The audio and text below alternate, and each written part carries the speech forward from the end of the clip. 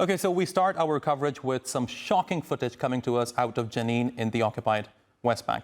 Take a moment and watch this one closely. This is our correspondent, Faten Elwan, in the occupied West Bank. Now, what you're about to see is very unsettling. Let's play the video.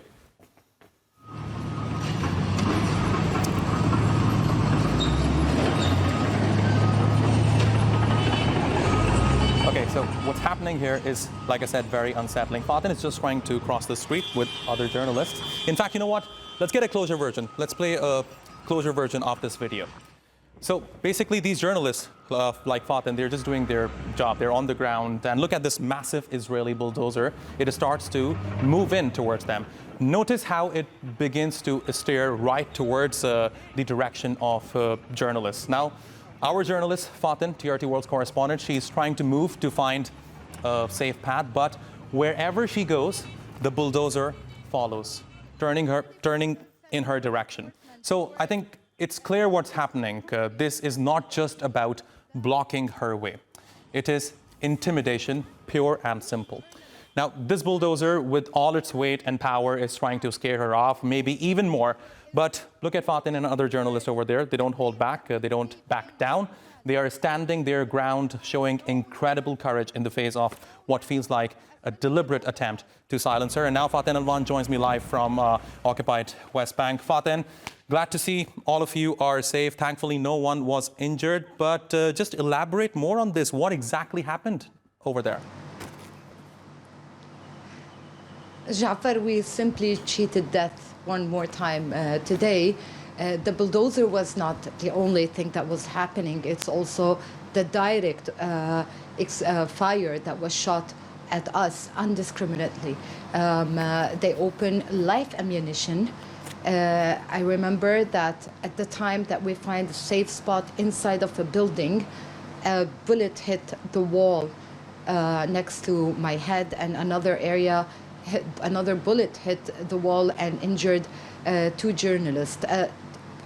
Jafar, let me explain one thing. Usually when we go to the field, we do a security assessment, deciding where is the safe spot according to how the Israeli army move and how they act on the ground. Why did we move away from the hospital, in front of the hospital? If you remember, first few days we were covering from in front of the hospital. Third day, they start attacking us over there. This is a clear message that you're not secure here, move to another area. What you saw in the video is the well-known roundabout known as a cinema. It's the most bustling street. It's the center of Jenin. It's the most bustling street. This is where we all journalists decided to move. In here, we move as troops. We don't move anyone alone. You will not find one single journalist moving in the street alone. We all gather in the morning, move together, and we leave together.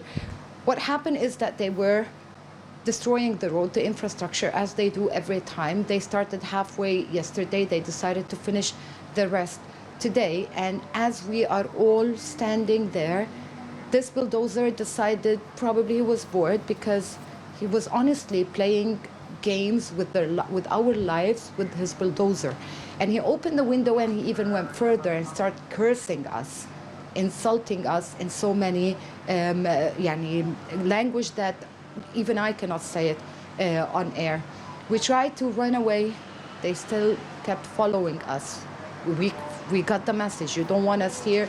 We usually move away. But opening live ammunition, and in between where I remember a man, his wife, and his young son who were running with us to find a safe spot. And once we did, he even followed us to the parking lot in the hotel that we are staying in.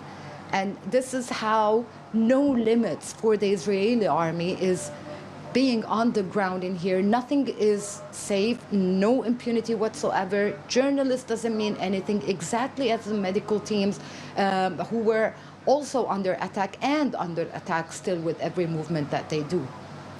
Now, Faten, I'm just shocked to see this video because, you know what, this bulldozer belongs to the Israeli army, correct? It is part of a so-called sovereign state. I mean, it should abide by law, but we can clearly see in the footage, which is playing right next to your window right now, you were trying to walk away, right? Like other journalists in that area. But it keeps following you. So I want to ask you, this to me, of course, sounds intimidation, but the goal was something else. Did you at some point feel it is actually going to run over all of you? Yeah, he didn't care. He was moving forward. You're talking about a bulldozer is like if you want to imagine it, like if I'm standing right next to it, in reality, I feel like I'm looking at a 2-story building.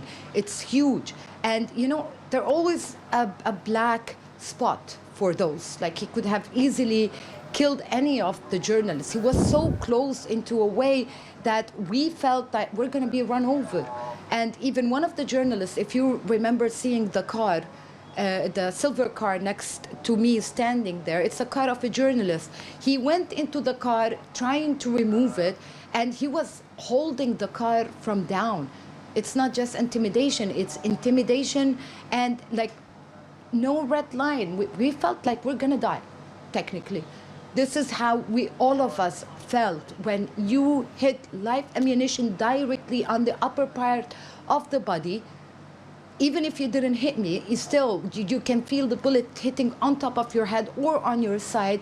This is a clear statement that I want to kill you. From the beginning, the journalists were under attack. And this is where it's a little bit different. Like, I know in Gaza they did break all the red lines, all the international law and all the international community, but what makes it different in the West Bank, that this is an Area A. This is a place where they signed an Oslo agreement. This is what are they negotiating on a two-state solution. This is Palestine. Coming and doing this in an area that there is an international agreement signed, named as Oslo Agreement, this is not just intimidation, it's breaking all treaties built on the ground over here. And if you want to go back to 2002, Ja'far, yes, there was a big invasion. Started in 2004, the biggest part of it was in 2004 in Jenin. I covered this invasion. There was tanks all around the place, but never ever they disrespected the journalists as they did today. Never ever they disrespected the medical team as they're doing in this week. Today, usually, this is your side, this is our side. We all gather, we're respected. We declare ourselves as journalists.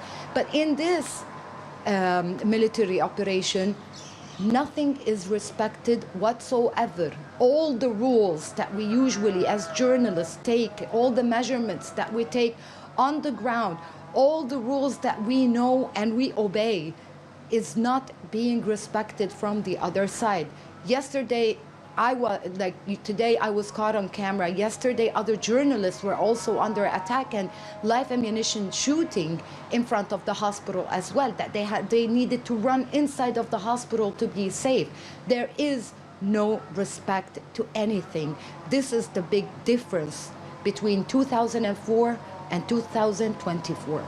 I mean, it's not surprising, isn't it? Israel has already killed more than 150 journalists in Gaza, and I think it's fair to assume that their goal is to kill journalists in the occupied West Bank as well. Now, Faten, of course, the operation is well into, the so-called military operation is well into its sixth day now, and more than 20 Palestinians have been killed in the occupied West Bank alone over the past 6 days. Bring us up to speed on the latest. What's happening with that operation now?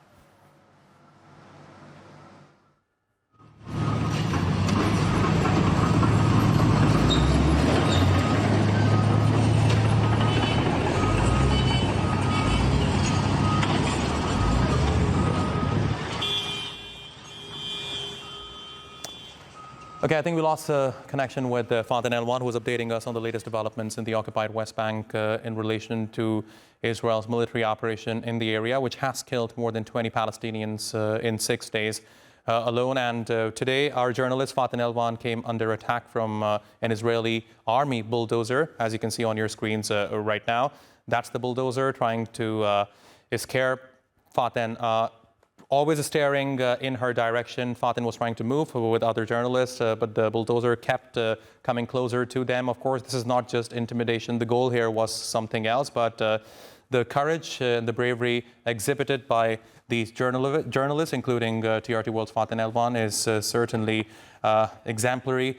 But again, nothing surprising here, especially given the fact that Israel has already killed more than 150 journalists in Gaza. And now I think it's fair to assume that they're trying to do the same in the occupied West Bank.